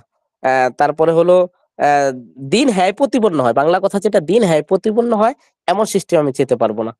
3 নম্বর বিষয় হলো, আল্লাহ পাক বলেন বনি আদমের সম্মান অনেক বেশি, বনি আদম হ্যায় প্রতিপন্ন হয় এমন প্রতিক্রিয়া চাইতে পারবো না। 4 নম্বর বিষয় যেটা চাওয়ার ক্ষেত্রে, যার কাছে আমি চাবো এই ব্যক্তি অবশ্যই মুত্তাকি, মুমিন হতে হবে, দিনের প্রতি দরদি হতে হবে, এমন ব্যক্তির কাছেই আমাকে চাইতে হবে। এবং ওই ব্যক্তিকে বেশি আকুতি মিনতি করা যাবে না। যেমন ভাবে আমাদের মাহফিল গুলাতে নির্দিষ্ট ভাবে নাম বলে বলে সভাপতি, সেক্রেটারি এইভাবে কালেকশন করা যেটা হয়, বাংলা কথা, আমাদের স্বাভাবিক আমাদের বাংলাদেশের পরিস্থিতি বিভিন্ন গ্রামগঞ্জে মাহফিলগুলা করা হয়, রাস্তাঘাটে দাঁড়িয়ে টেবিল বিছিয়ে, এই যে বা মসজিদের মধ্যে যে কালেকশন গুলা বিভিন্ন ভাবে করা হয়, পিরাপিরি যেটাকে বলা হয়, মানে কাউকে পিরাপিরি করে চাওয়া যাবে না, দিনের জন্য হলেও চাওয়া যাবে না পিরাপিরি করে, পিরাপিরি করে চাওয়া যাবে না। এবং যাদের মধ্যে বদ্দিনই আছে, যারা দিনকে মহব্বত করে না, ব্যক্তিকে মহব্বত করে না, এদের কাছেও চাওয়া যায় না, দিনদারদের কাছে যেতে হবে। আল্লাহ নবী সাল্লাল্লাহু আলাইহি ওয়াসাল্লামের দিনের প্রয়োজনে সাহাবায়ে কেরামের কাছে চাওয়ার প্রয়োজনের জরুরতের বিষয়গুলো উপস্থাপন করেছেন। কিন্তু কোন ফাসিকের কাছে, কোন ফাজিরের কাছে, কোন মুশরিকের কাছে, কোন তাগুতের কাছে আমার নবী, আপনার নবী, প্রিয় নবী মুহাম্মদ রাসূলুল্লাহ সাল্লাল্লাহু আলাইহি ওয়াসাল্লাম কখনোই দিনের স্বাভাবিক সাহায্য চান নাই। বা আল্লাহ নবী, এটাও আরেকটা মৌলিক উসুল আমরা খেয়াল রাখি, নাবি আমরা দেখা গেছে দিনের অনেক কাজ করতে গিয়ে অনেক বাতিলের সাথে মিশে যাই, বাতিলের অধীনস্থ হয়ে কাজ করি। দেখেন আমার নবী সাল্লাল্লাহু আলাইহি ওয়াসাল্লাম যখন মক্কা জিন্দিগিতেও ছিল, তখনও কিন্তু কোনো বাতিলের নেতৃত্ব মেনে নেয়নি, কোনো তাগুদের, নবী সাল্লাম কখনো কোনো তাগুদের নেতৃত্বে থেকে কাজ করে নাই। অর্থাৎ বোঝা গেল হকের জান্দাবাহিরা আহ ঠিক আছে হেকমত অবলম্বন করবে, কিন্তু হেকমত অবলম্বন করতে গিয়ে কোনো তাগুত, কোনো কাফের, কোনো জালেমের অধীনস্থ হয়ে কাজ করার সুযোগ নেই। তো যেখানে এবং কোন জালেম, কোন কাফের, কোন ফাসেকের কাছে দিনের মানে দিনের ব্যাপারে নিজে বিনয়ী হয়ে নিজের দিনকে প্রতিপন্ন করে এদের কাছে চাওয়াও কখনোই ইসলামী শরিয়া বৈধ না। এবং আল্লাহ নবী সাল্লাল্লাহু আলাইহি ওয়াসাল্লাম কখনোই এই কাজগুলো করেন নাই। মুসলিমদের জরুরতের বিষয়গুলো হতে পারে, সেটা মুমিন মুত্তাকিনদের কাছে পেশ করবে। নবী সাল্লাল্লাহু আলাইহি ওয়াসাল্লামের যুগে কখনো কোনো জরুরতের বিষয় আসলে, প্রয়োজনীয় বিষয় আসলে নবী সাল্লাল্লাহু আলাইহি ওয়াসাল্লাম সেটা সাহাবায়ে কেরামের কাছে পেশ করতেন। সাহাবায়ে কেরাম প্রত্যেকের সাধ্য অনুযায়ী সাধ্যের বেশি দান করতেন। তো এই হাদিস থেকে আমরা অনেকগুলা বিষয় বুঝলাম। সবচেয়ে মূল আমাদের আলোচ্য বিষয় যেটা ছিল, নবী সাল্লাল্লাহু আলাইহি ওয়াসাল্লামের আনুগত্যের বিষয়টা। ওই সাহাবা বলতেছেন কি, যে নবী তাকে চাওয়ার বিষয়টা নিরুৎসাহিত করেছেন। সাহাবী বলতেছেন, হে আল্লাহর নবী সাল্লাল্লাহু আলাইহি ওয়াসাল্লাম, ওয়াল্লাযী বাআসাকা বিল হাক্কি, হে নবী আপনাকে যিনি, ওই রবের কসম যেই রব আপনাকে হক সহ পাঠিয়েছেন, লা আরসাউ আহাদান, আমি কখনোই চাইবো না, বা'দাকা শাইআন, আপনার পরে এই আপনার এই নির্দেশের পরে আর কারো থেকে কোনো কিছু, হাত্তা উফারিকদ দুনিয়া, যতক্ষণ পর্যন্ত আমি এই দুনিয়া থেকে পৃথক হওয়ার আগ পর্যন্ত আমি আর কোনো কিছু চাইবো না। তো এই হাদিস থেকে নবী সাল্লামের আনুগত্যের বিষয়টা আমরা ক্লিয়ার হই। তো আরো অনেকগুলা হাদিস আছে মোটামুটি, সময় তো আমাদের অনেক চলে যাচ্ছে, সেই হিসাবে হাদিসগুলা কিছু বাদ দিয়ে দেই, আর দুই একটা হাদিস তারপরে বলি ইনশাআল্লাহ তাআলা। আহ আন আব্দুর রহমান ইবনে আবি কুরাদ রাদিয়াল্লাহু তাআলা আনহু থেকে বর্ণিত, তিনি বলেন, রাসূল আন্না নবী সাল্লাল্লাহু আলাইহি ওয়াসাল্লাম তাআযযা, নবী সাল্লাল্লাহু আলাইহি ওয়াসাল্লাম ইয়াওমান, আল্লাহ নবী সাল্লাল্লাহু আলাইহি ওয়াসাল্লাম কোন একদিন ওযু করতেছিলেন। ফাজাআলা আসহাবুহু আ ইয়াতামাসসাহুনা বিউদুইহি, তখন সাহাবায়ে কেরাম রাদিয়াল্লাহু তাআলা আনহু তার ওযুর পানিগুলা নিয়ে গায়ে মুছতেছিলেন। সাহাবায়ে কেরাম রাদিয়াল্লাহু গায়ে মুছতেছিলেন বা গায়ে মোছা শুরু করে দিলেন, ওযু করতেছেন। ফাকালা লাহুম ফাকালা লাহুম নবী সাল্লাল্লাহু আলাইহি ওয়াসাল্লাম, অতঃপর নবী সাল্লাল্লাহু আলাইহি ওয়াসাল্লাম তাদেরকে বললেন, মা ইয়াহমিলুকুম আলা হাযা, তোমাদেরকে কোন জিনিস এতে উদ্বুদ্ধ করলে যে আমি ওযু করতেছি আর তোমরা আমার ওযুর পানিগুলা নিয়ে কারাকারি লেগে গেছো, তোমার কার গায়ে কে মুছবা এটা নিয়ে কারাকারি লেগে গেছো।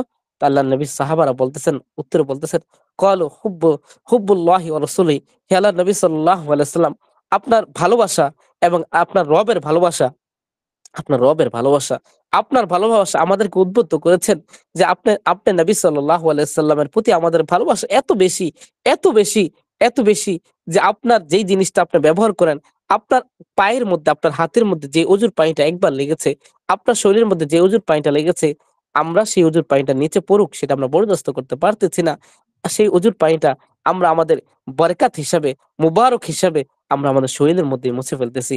তো নবী সাল্লাল্লাহু আলাইহি সাল্লামের ভালোবাসা তাদেরকে এই যে এইভাবে এই যে নবী সাল্লাল্লাহু আলাইহি সাল্লামের ভালোবাসা তারা এইভাবে প্রতিফলন ঘটিয়েছেন। এবং নবী সাল্লাল্লাহু আলাইহি সাল্লামের এই যে এই হাদিসটা থেকে বোঝা যায় যে নবী সাল্লাল্লাহু আলাইহি সাল্লাম এখানে আদেশও করেন নাই, নিষেধও করেন নাই, আদেশ করা ছাড়া এই কাজটা করতেছেন। অর্থাৎ তাদের নবী সাল্লাল্লাহু আলাইহি সাল্লামের আনুগত্যের আবশ্যকীয়তা, নবী সাল্লাল্লাহু আলাইহি সাল্লামের প্রতি তাদের ভালোবাসা কত বেশি ছিল, আসলে এটা বলে বোঝানো কখনোই সম্ভব না। মোটামুটি কয়েকটা হাদিস থেকে তারপর আমরা কিছুটা জানতে পারলাম। সর্বশেষ আরেকটা হাদিস মানে পড়ে শেষ করে দিচ্ছি এই বিষয়ে আলোচনাটা। আহ রাসূল সাল্লাল্লাহু আলাইহি ওয়াসাল্লাম একবার বলতেছিলেন যে, এমন অবস্থায় রাসূল সাল্লাল্লাহু আলাইহি ওয়াসাল্লাম ছিলেন ওয়া খারিজু মিনাল মসজিদ, মসজিদের ইয়াকুলু নবী সাল্লাল্লাহু আলাইহি ওয়াসাল্লাম, নবী সাল্লাল্লাহু আলাইহি ওয়াসাল্লাম বলেন, ওয়া খারিজুন মিনাল মসজিদ, এমন অবস্থায় নবী সাল্লাল্লাহু আলাইহি ওয়াসাল্লাম মসজিদের বাইরে ছিলেন। বলতেছিলেন কি, ফাখতালাতার রিজালু মান নিসাই ফিত তরিকি, যে মহিলারা এবং পুরুষরা মহিলাদের সাথে রাস্তায় মিশে চলতেছিল, মানে একটু একা মানে একসাথে কেমন জানি চলতেছিল।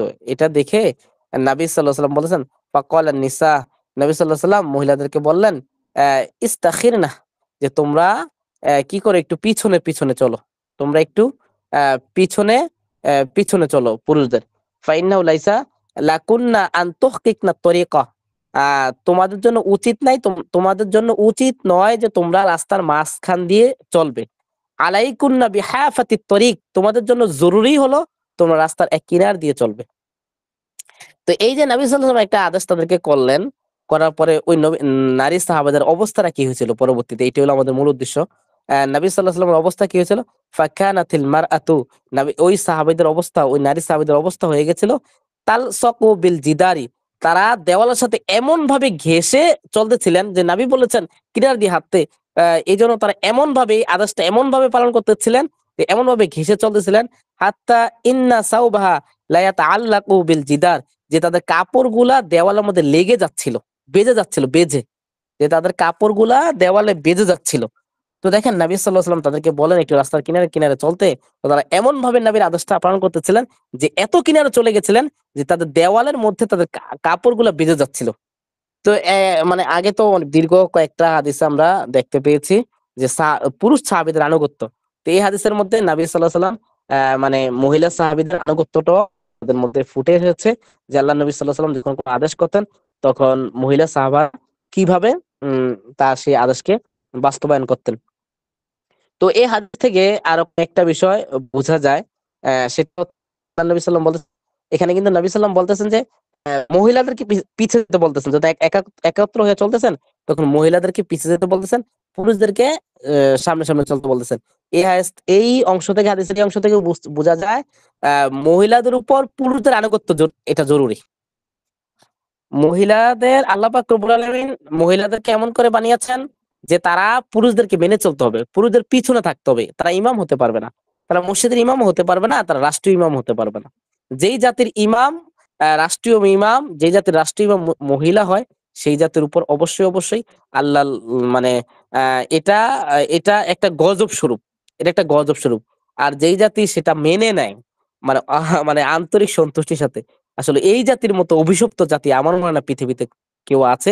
যেই জাতি যেই জাতির না মানে শাসক নারী হওয়ার পরও তারা তাদের শাসককে মেনে নেয়, মানে আন্তরিকভাবে মেনে নেয়, কাজকর্মে মেনে নেয়, কথায় মেনে নেয়, সেই শাসকের প্রশংসা করে বিভিন্ন ভাবে, সেই শাসকের জন্য শুকরিয়া মাহফিল করে, সেই শাসককে অভ্যর্থনা জানায়, সেই শাসকের বিভিন্ন প্রশংসা করে।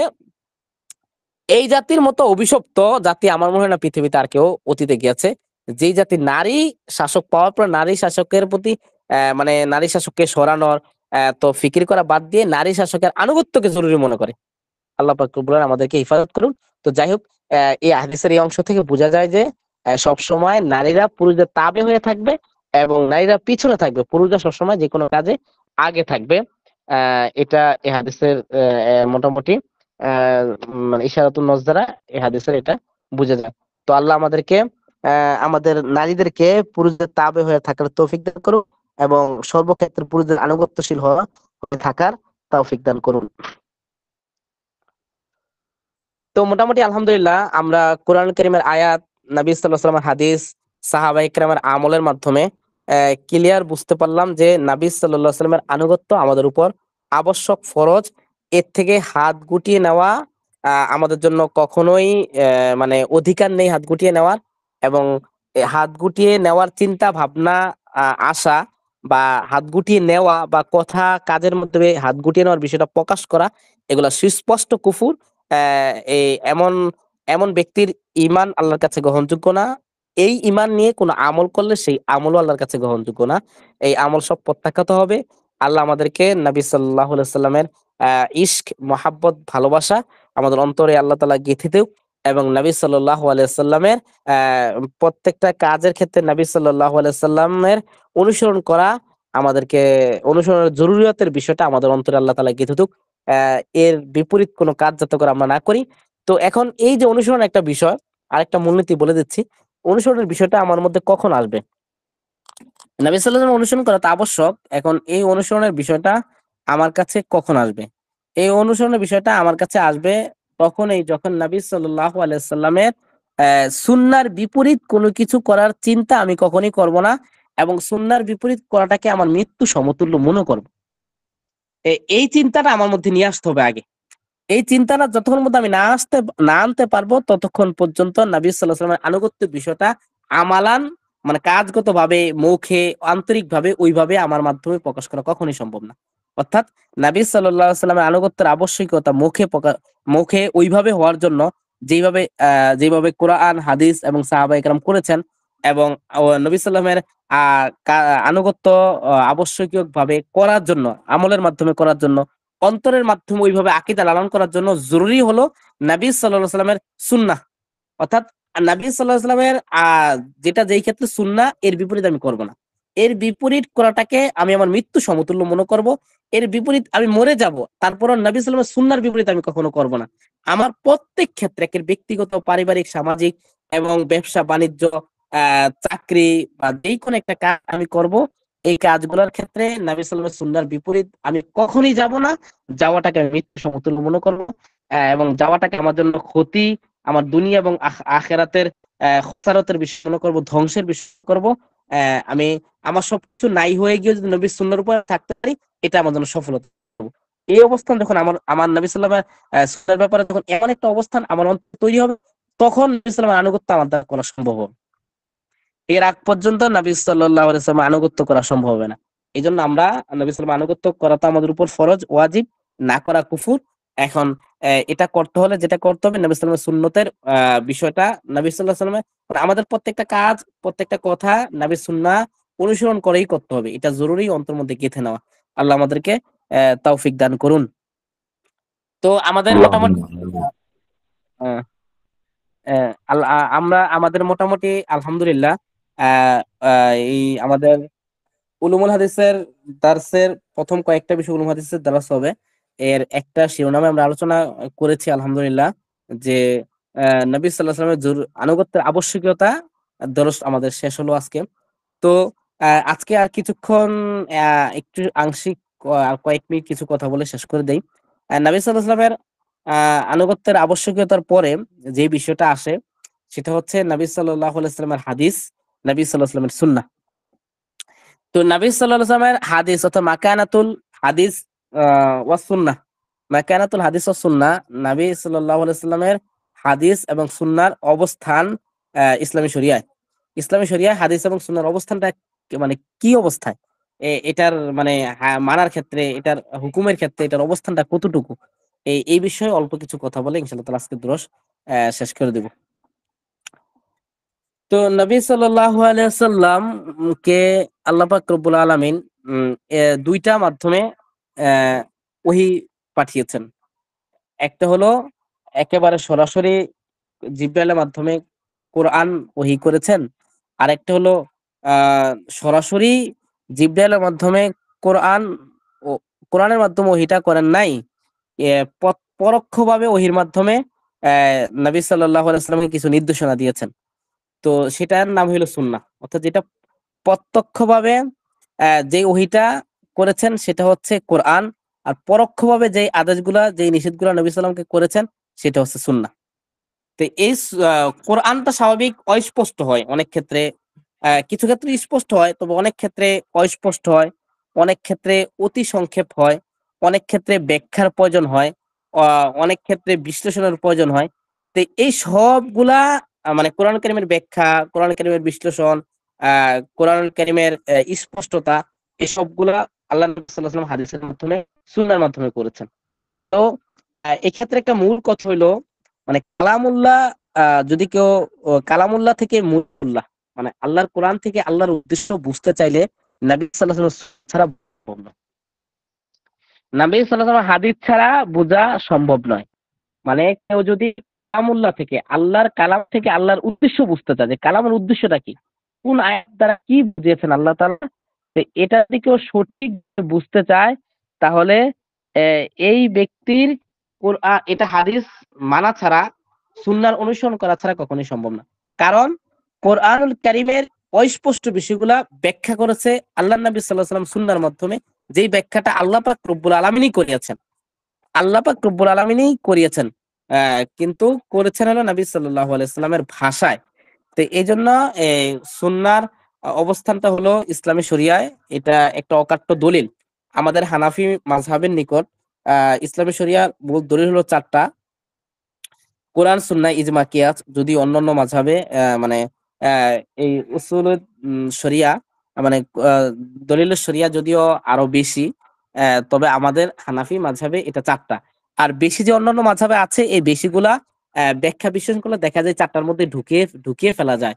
বা আমাদের হানাফি মাযহাবের ইমামরা বলেন যে আসলে কোরআন কারিমের মূল দলিল তো আসলেই ৪ টা, কোরআন, সুন্নাহ, ইজমা, কিয়াস। তবে অন্যান্য যেমন কওলুস সাহাবা বা ওরফ আরো যে অনেকগুলা কিছু দলিল আছে অন্যান্য মাযহাবের ইমামরা বলেন, সেই দলিলগুলো আসলে যেকোনো ভাবে একেক ভাবে এই ৪ টার মধ্যেই ঢুকে যায়।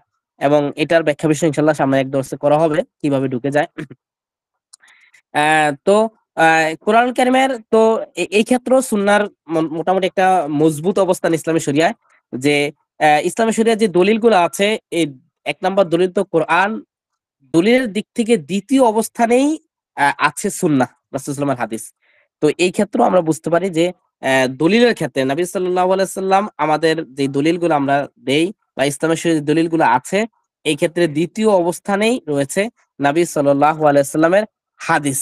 তো এই হিসাবে নবী সাল্লাল্লাহু আলাইহি সাল্লামের হাদিসের অবস্থানটা অত্যন্ত মানে ইসলামী শরিয়ায় অত্যন্ত দৃঢ়, অত্যন্ত মজবুত। তো যাই হোক এই হাদিস নবী সাল্লাল্লাহু আলাইহি ওয়াসাল্লামের যে হাদিস, এটা আসলে নবী সাল্লাম কিভাবে বলতেন বা নবী সাল্লাল্লাহু আলাইহি ওয়াসাল্লামকে কিভাবে বলা হতো, এই বিষয়টা একটু ক্লিয়ার করে দেই আরকি। তো এই নবী সাল্লামের কাছে আমরা ১ম এই শুনেছি যে ওহীটা এসেছে ২ ভাবে। একটা হলো প্রত্যক্ষভাবে, একটা হলো পরোক্ষভাবে। তো প্রত্যক্ষভাবে যেই ওহীটা এসেছে সেটাকে বলা হয় ওহিয়ে মাতলু। আর পরোক্ষভাবে যেই ওহীটা এসেছে নবী সাল্লামের কাছে সেটা হচ্ছে ওহিয়ে গায়রে মাতলু। তো মানে যেটা অর্থাৎ ওহিয়ে মাতলু মানে হলো যেটা কোরআন, আর ওহিয়ে গায়রে মাতলু হলো সেটা হাদিস। ওহিয়ে মাতলু সেটা হচ্ছে কোরআন, আর ওহিয়ে গায়রে মাতলু সেটা হচ্ছে হাদিস।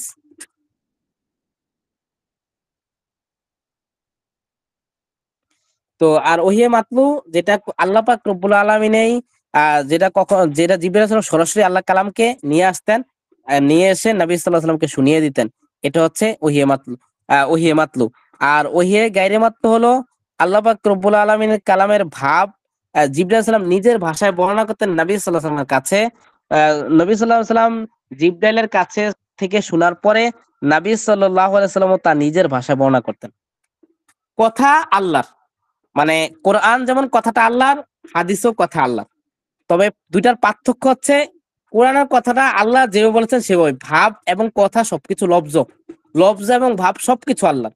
আর হাদিসটা হলো মানে ভাবটা হলো লফজ আল্লাহর হলেও ভাবটা হলো জিবরাইলের এবং নবী সাল্লাল্লাহু আলাইহি ওয়াসাল্লাম। জিবরাইল নিজস্ব ভাষায় নিজস্ব ভাবে নবী সাল্লামকে ওহিয়ে গায়রে মুত্তগুলো শোনাতেন। নবী সাল্লাল্লাহু আলাইহি ওয়াসাল্লামও তার নিজস্ব ভাবে নিজস্ব ভাষায় জাতিকে উম্মতকে তার এই কথাগুলা শোনাতেন। এটা হচ্ছে ওহী গায়রে মাতলু।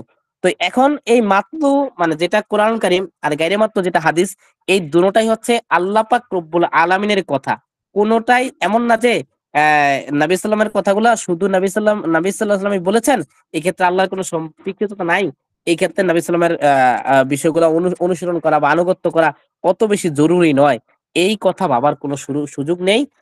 আল্লাহ পাক রব্বুল আলামিন কোরআনুল কারীমের মধ্যে এক সূরাতুন নাজমের ৩ নাম্বার আয়াতে এই বিষয়টা আল্লাহ ক্লিয়ার করে দিয়েছেন যে আসলেই কোরআনুল কারীমের কথাগুলো যেমন মানা জরুরি আমাদের জন্য, নবী সাল্লাল্লাহু আলাইহি ওয়াসাল্লামের হাদিস যেগুলো আছে সেগুলো আমাদের জন্য মানা জরুরি। কেননা কোরআনুল কারীমের কথাগুলো যেমন নবীর কথা না, আর হাদিসের কথাগুলো নবী সাল্লাল্লাহু আলাইহি ওয়াসাল্লামের কথা না। আল্লাহ পাক রব্বুল আলামিন কোরআনুল কারীমের মধ্যে বলেন, ওয়ামা ইয়ানতিকু আনিল হাওয়া ইন হুয়া ইল্লা ওয়াহয়ু ইউহা। ওমা ইয়ানতিকু আনিল হাওয়া, আমার নবী আল্লাহর নবী সাল্লাল্লাহু আলাইহি ওয়াসাল্লাম যা কিছু তার মুখ থেকে বের করেছেন, আর জন্ম থেকে শুরু করে মৃত্যু পর্যন্ত, ওয়ামা এটা হলো মাটা হইলো লফজে আম। লফজে আম মানে কি, মানে নাতকা ইয়ান্তিকু মানে মুখ থেকে শব্দ বের করা, কথা বলতে পারা, বাচ্চাদের ক্ষেত্রে বা যে ক্ষেত্রে হোক।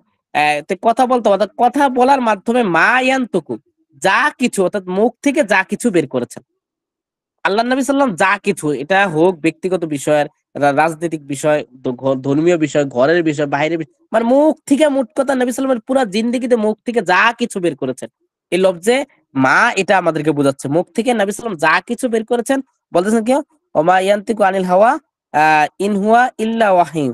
এই নবী সাল্লাল্লাহু আলাইহি ওয়াসাল্লাম এটা কি করেন নাই, যে আনিল হাওয়া প্রবৃত্তির তাড়নায় কোনো কিছু বের করেন নাই, মুখ থেকে প্রবৃত্তির তাড়নায় কোনো কিছু নবী সাল্লাল্লাহু আলাইহি ওয়াসাল্লাম বের করেন নাই। আহ, তবে নবী সাল্লাম কি করেছেন, ইল্লা ওয়াহয়ু ইউহা, তবে হ্যাঁ আমি নবী সাল্লামের কাছে যেগুলো ওহী করেছি ওগুলাই শুধু নবী সাল্লাম তার মুখ থেকে বের করে মুখকে শুনিয়েছেন। আমি নবী সাল্লামকে যেগুলা ওহী করেছি, ওহির মাধ্যমে পাঠিয়েছি, ওগুলাই নবী সাল্লাল্লাহু আলাইহি সাল্লাম উম্মতকে তার মুখ থেকে শুনিয়ে দিয়েছেন। হ্যাঁ, তবে এর মধ্যে পার্থক্য হলো আমার সরাসরি ওহী হচ্ছে কোরআনুল কারীম, আমার একটু মানে মাধ্যমিক, মানে একটা ওয়াসাইল, একটা ওয়াসায়াতের মাধ্যমে ওহী হচ্ছে হাদিস।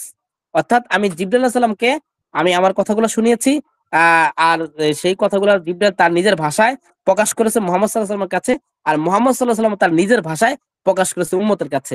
কিন্তু কোরআন কারীমের ব্যাপারটা ভিন্ন, সেটা কোনো নিজস্ব কোনো ভাষা নাই, আল্লাহ যেভাবে বলেছেন সেভাবেই বলেছেন।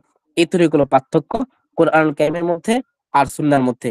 তো এই সুন্নাহ, নবী সাল্লাল্লাহু আলাইহি ওয়াসাল্লামের সুন্নাহকে অনুসরণ করা এটা অপরিহার্য, এই আয়াতের মাধ্যমে বোঝা গেল। কেউ বোঝা গেল আল্লাহ নবী সাল্লাল্লাহু আলাইহি ওয়াসাল্লাম এখানেও খবর দিচ্ছেন, খবরটা দিচ্ছেন কয়েকটা তাকিদের মাধ্যমে। আবার ইল্লা একটা হসর, এই যে ইল্লা এটা হরফে ইসতিসনা, এটাকে হসর বোঝায়। তো হসরটা এনেছেন, এটা একটা তাকিদ। তো এত তাকিদ দিয়ে বুঝালেন যে যেই কাজের মধ্যে এতগুলো তাকিদ আসে, তো এই কাজটা স্বাভাবিক ফরজ হবে বা ওয়াজিব হবে। সুতরাং বুঝা গেল নবী সাল্লাম যা কিছু বলেছেন এগুলো মানা আমাদের জন্য ওয়াজিব। নবী সাল্লাম যা কিছু করেছেন, যা কিছু তার মুখ থেকে এরকম ভাবে জন্মের পর থেকে মৃত্যু পর্যন্ত যা কিছু বের করেছেন, এই সবগুলা আমাদের জন্য মানা ওয়াজিব। এগুলা কোনো প্রকার এগুলোর ব্যাপারে গাফলতি করা, কোনো প্রকার এগুলোর ব্যাপারে অগুরুত্বশীল হওয়া, অগুরুত্ব দেওয়া কোনোভাবেই অবকাশ ইমানের দাবি করে নেই। তো ইসলামী শরিয়াহ সুন্নাহর অবস্থান অত্যন্ত মজবুত, যেটাকে অস্বীকার করার সুযোগ তো নেই। বরং নবী সাল্লাল্লাহু আলাইহি সাল্লামের নবী সাল্লাল্লাহু আলাইহি সাল্লামের কথাগুলা প্রত্যেকটা কথাই আল্লাহ পাক রব্বুল আলামিনের নিজস্ব কথা। যদিও ভাবটা নবী সাল্লাল্লাহু আলাইহি সাল্লামের নিজের, কিন্তু কথা হলো আল্লাহ পাক রব্বুল আলামিনের নিজস্ব। তো এই হিসাবে কোরআন, এই হিসাবে সুন্নাহর গুরুত্ব স্পষ্ট আমাদের মধ্যে হয়। এবং কোরআন এবং আমরা নবী সাল্লাল্লাহু আলাইহি সাল্লাম হাদিস থেকেও বুঝতে পারি সুন্নাহর গুরুত্বগুলো। নবী সাল্লাল্লাহু এক হাদিসের মধ্যে অসংখ্য বিভিন্ন জায়গায় বলেছেন, এক হাদিসে গুরুত্বপূর্ণ হাদিসের মধ্যে বলেছেন যে আমি দুইটা জিনিস রেখে গেলাম, এই দুইটা জিনিস যতক্ষণ পর্যন্ত উম্মাহ আপনার ততক্ষণ পর্যন্ত গোমরা হবে না, পথভ্রষ্ট হবে না। একটা হলো কোরআন, একটা হলো সুন্নতি রাসূলুল্লাহ সাল্লাল্লাহু আলাইহি ওয়াসাল্লাম। একটা হলো কোরআন, আর একটা হলো গিয়া নবী সাল্লাল্লাহু আলাইহি সুন্নত। অর্থাৎ নবী সাল্লাল্লাহু আলাইহি সুন্নতকে যে আঁকড়ে ধরবে, তার সর্বক্ষেত্রে, ব্যক্তিগত জীবনে, পারিবারিক জীবনে, সামাজিক জীবনে, তার সবকিছুতে, চাকরিতে, ব্যবসাতে, মাদ্রাসায়, মসজিদে, তার ঘরে, তার বসের সাথে, তার অধীনস্থ কর্মচারীর সাথে নবী সাল্লাল্লাহু আলাইহি ওয়াসাল্লামের সুন্নতকে যারা আঁকড়ে ধরবে, নবী সাল্লাল্লাহু আলাইহি ওয়াসাল্লাম বলেছেন তারা কখনোই পথভ্রষ্ট হবে না। তা আমাদেরকে পথভ্রষ্ট না হওয়ার জন্য নবী সাল্লাল্লাহু আলাইহি ওয়াসাল্লামকে সুন্নাহকে মানতে হবে। কোরআনুল কারীমের আয়াতকে মানার জন্য আমাদেরকে সুন্নাহ মানতে হবে। পুরো আল্লাহ নবী সাল্লাল্লাহু আলাইহি ওয়াসাল্লামকে অনুসরণ করার জন্য আমাদেরকে সুন্নাহ মানতে হবে।